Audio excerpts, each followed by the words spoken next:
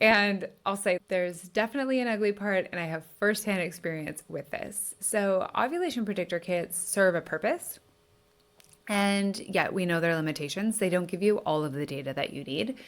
However, what I have seen happen in myself, with clients, and with many women in online forums is the reality that welcome to Her Fertility, the podcast revolutionizing the way women are supported on their fertility journey. I'm your host, Jess Tims. With years of supporting women as a fertility doula, I've seen the emotional pain caused by infertility, including my own struggle with unexplained infertility. And I always knew there had to be a better way to support women with their fertility health and healing. This is the first podcast to combine the principles of spirituality and energy healing with the research-based fertility data to support you in a way you've never seen before. You can stop feeling alone, confused, frustrated, and overwhelmed, and start finding the answers you've been looking for, because this podcast goes so much deeper than anything you can search for online. If you're ready to find a new spiritual perspective for your fertility journey, then press play. We are here to reclaim control, find clarity, and transform the fertility conversation.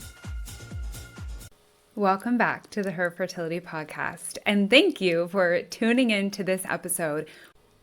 We are going to start a little series all focused on ovulation. So today's episode, we will talk all on ovulation predictor kits. And then the next two episodes will follow in this little mini series so that you have all the information you need to support your ovulation and your fertile window. Now, before we talk about ovulation predictor kits, I want to make sure we all have an understanding of what ovulation is. So ovulation is the only time during the female cycle that a woman can conceive.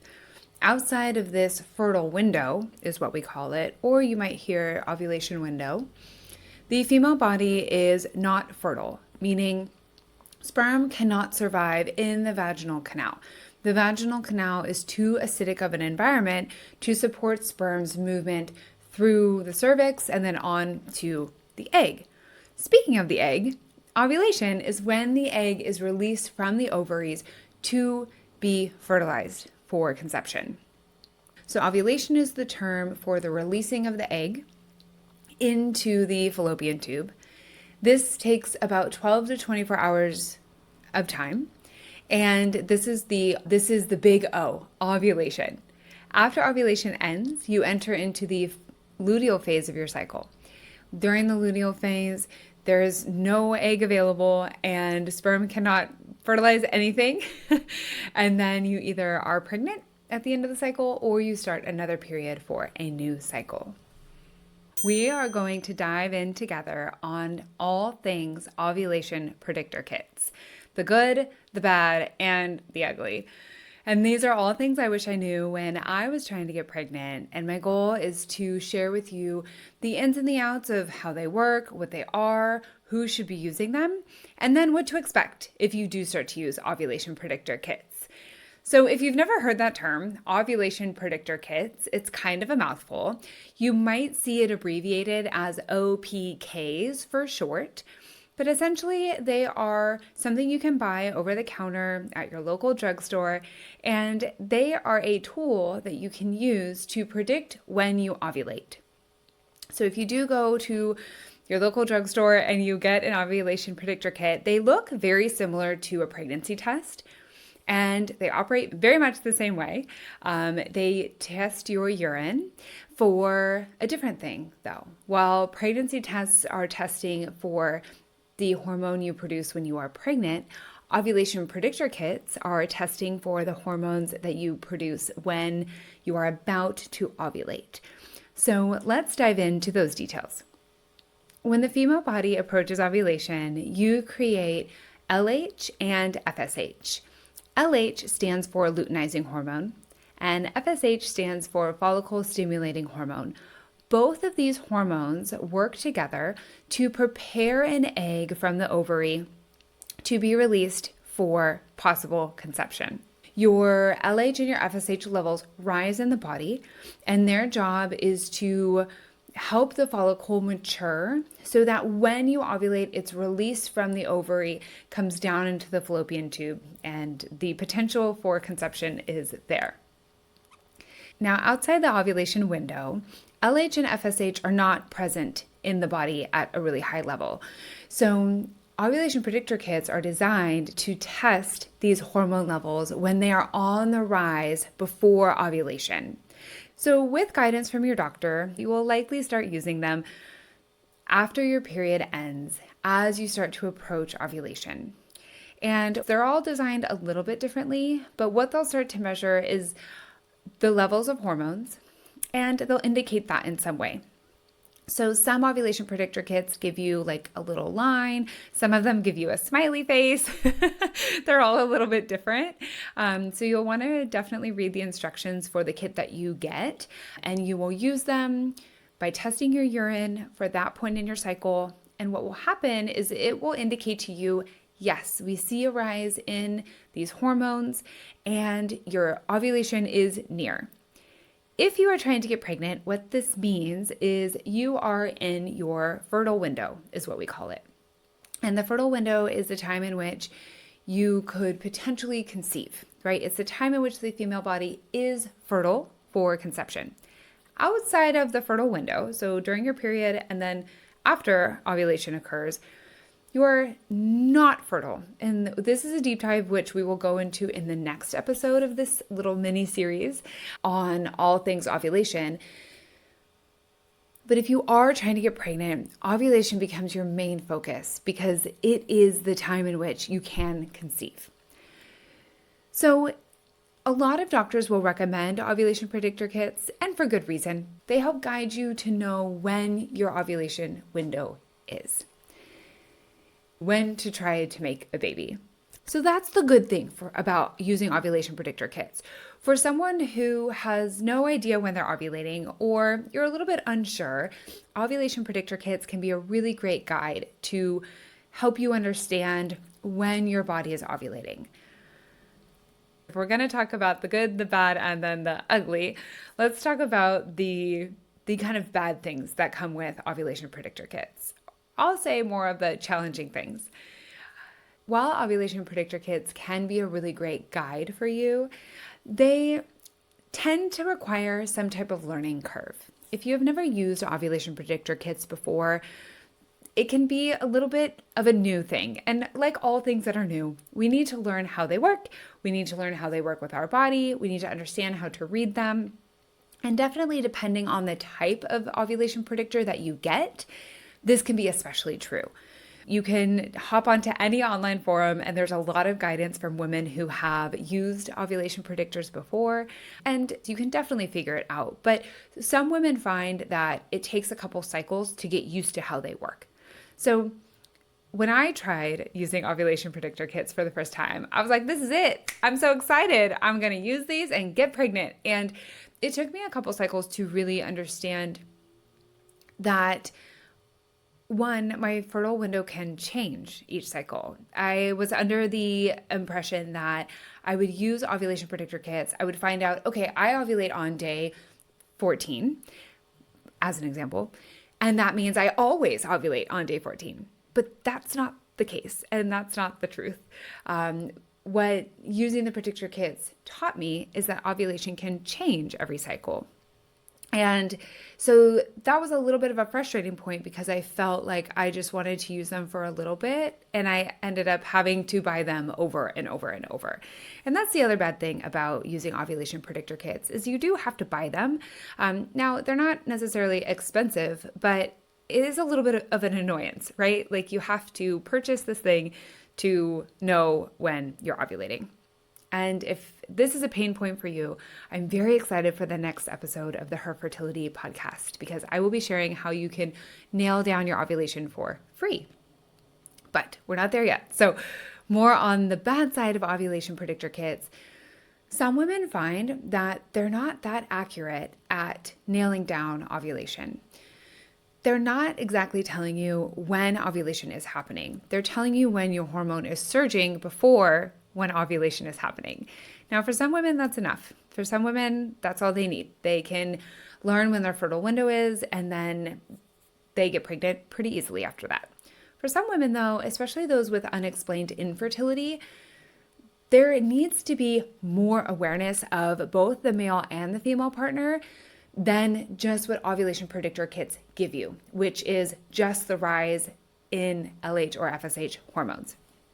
There are a lot of other hormones at work in the female body and a lot more to the cycle dynamics than just knowing whether LH and FSH are rising that we need to understand about the female body, and ovulation predictor kits don't have the ability to measure that. So those are some of the drawbacks about ovulation predictor kits.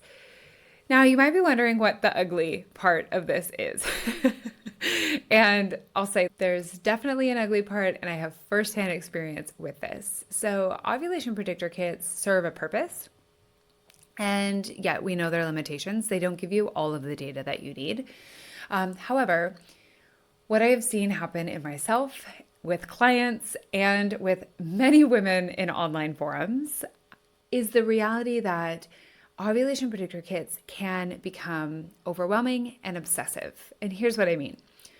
So if you are truly trying to nail down your fertile window, you are ready to get pregnant and you've been trying for a while and it's just not happening, and you feel this desperation just to know when ovulation is happening, and these ovulation predictor kits give you an indicator of that, it can become your new passion in life. It can become your new hobby. It can become something that you think about all of the time, that you are charting obsessively, that you want to do correctly and accurately because it means so much to you. And if you find yourself there, that's okay. And it's totally normal. But this is the ugly side of ovulation predictor kits. You get sucked into this loop of buying them cycle after cycle after cycle, and you're only getting that limited piece of data from them. However, you put more trust and faith into them that they are going to solve this puzzle for you. I will share my own experience. So when I was trying to get pregnant, this was me. I am a full type A. I wanted to know why I wasn't getting pregnant. I was so frustrated. We had been trying for a while. I talked to my OB and she said, use ovulation predictor kits. So I did. And I got to know my cycle, but I still wasn't getting pregnant. And it was like 3 cycles later, and I was obsessed with the little smiley face, the little lines. I wanted to know when exactly I was ovulating. And then that put a weird pressure on our love life because I was like, look, we have to try today because the little ovulation predictor kit is telling us this.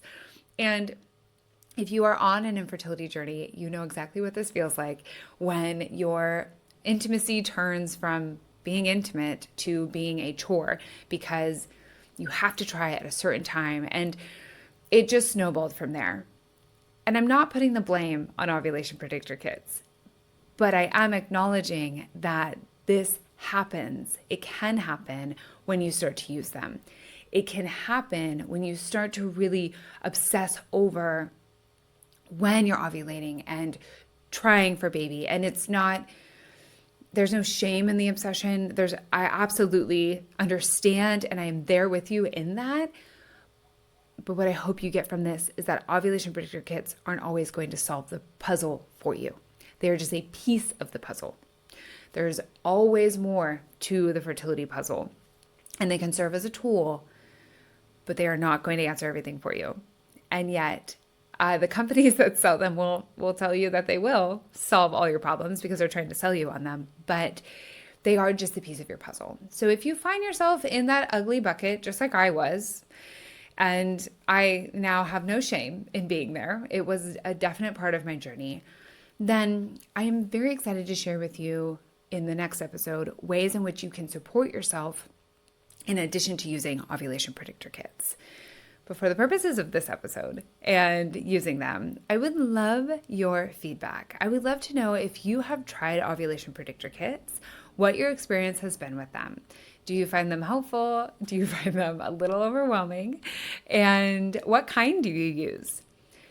You can send me a message on Instagram at FertilityJess. I would love to hear from you. Now that we know what ovulation predictor kits are, how they work, we know the good, the bad, and the ugly about them. I get a lot of questions about the different products available on the market to measure the fertile window. So there are lots of different devices out there that measure more than just an ovulation predictor kit. There are devices that measure different hormones that will do all kinds of things for you. I won't name them here. But if you are like a lot of women and you're wondering if they're worth the investment, if you should get one of those devices, here's my answer always is it depends. And what it depends on in this case is what supports you best. So if you are thinking about getting one of these devices, ask yourself why. What will that device give you that you don't already have? And how will you use it? Ask yourself if you need any boundaries around it. Is this something that will turn into the ugly bucket where you're going to be more obsessed and stressed rather than supported and guided? And in that, you can make a more clear decision. For some women, these devices are wonderful and they do help in supporting their knowledge about their cycle and when to try. For other women, it becomes really overwhelming. The changes that happen every month feel unpredictable. They're given a lot of data that sometimes you don't know what to do with, or sometimes you don't need. And it can feel like you're getting a lot of information, but you're still not getting pregnant. And that can feel really frustrating. So ask yourself whether those things feel supportive to you or overwhelming. And I hope that provides you some guidance on what to do with the devices. So if you are on a fertility journey and you are ready for motherhood, I am in full support of that for you. And I am sending you lots of fertile vibes. And thank you so much for listening to the Her Fertility Podcast. And I cannot wait to bring you another episode real soon. Thank you so much for listening to this episode of the Her Fertility Podcast. In a sea of big name podcasts, your support means the world to me. If you enjoyed the show, I would so appreciate your support by leaving a review on Spotify, Apple Podcasts, or YouTube, wherever you listen, to help me reach as many women as possible. You can also share this episode with a friend. Sharing the podcast is the best way to help it grow and build a community of support around you on your fertility journey. If we aren't already connected, please find me at FertilityJess on social media or sign up for one of my next fertility courses or offerings at fertilityjess.com.